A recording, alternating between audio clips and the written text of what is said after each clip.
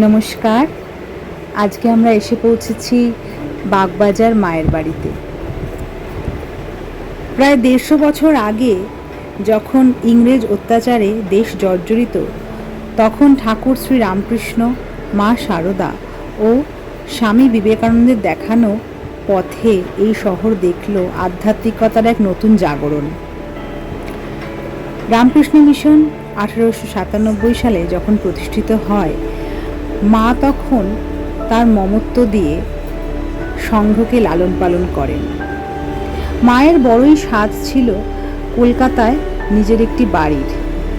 মা যখন কলকাতায় আসতেন, ভক্তদের আবদারেই ভক্তদের বাটিতেই থাকতেন এবং বিভিন্ন ভক্ত তাকে সাদরে আমন্ত্রণ জানাতেন এবং মাকে যথেষ্ট ভালোবাসতেন। তারা মাকে রাখতে পেরে তারা যথেষ্ট খুশি হতেন।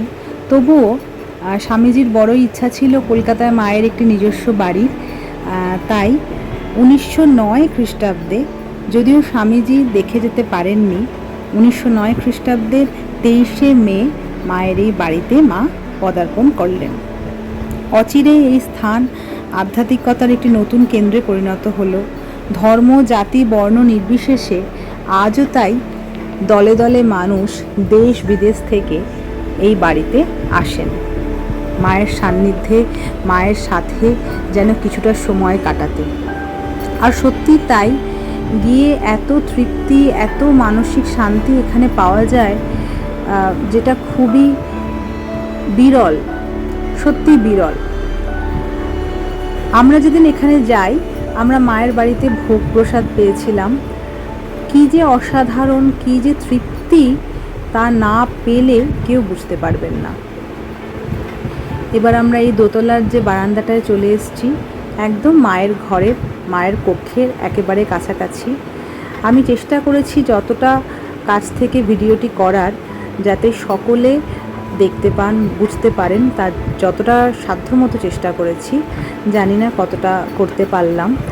এই আমরা দাঁড়িয়ে পড়েছি মায়ের ঘরের একদম সামনে। কী যে তৃপ্তি, কী যে শান্তি! যতটুকু সময় সেদিন আমি কাটিয়েছিলাম, বলতে পারি একটি অনাবিল তৃপ্তি মনের মধ্যে ছিল। আজও মনের মধ্যে যেটা দাগ কেটে যায়। মায়ের শ্রীচরণের ছাপ, মায়ের এই ঘর, মায়ের বিছানা, সমস্তটাই মায়ের। মায়ের এই সান্নিধ্য লাভ করার জন্য দেশ বিদেশ থেকে কতই না মানুষ দলে দলে রোজ, মানে কোনো দিন বাকি থাকে না মায়ের বাড়িতে এর থেকেও বেশি ভিড় হয়। এমনও আমি ওখানে গিয়ে অনেককে পেয়েছি যারা নিত্যদিন চলে আসেন, মানে তারা ওখানে স্কুলের থেকে, কলেজ থেকে একবার করে মায়ের বাড়িতে দেখা করে যায়। সত্যি এই সান্নিধ্য আর কোথায় পাবে? তাই আপনাদের সাথে ভিডিওটি শেয়ার করে ভাগ করে নিলাম।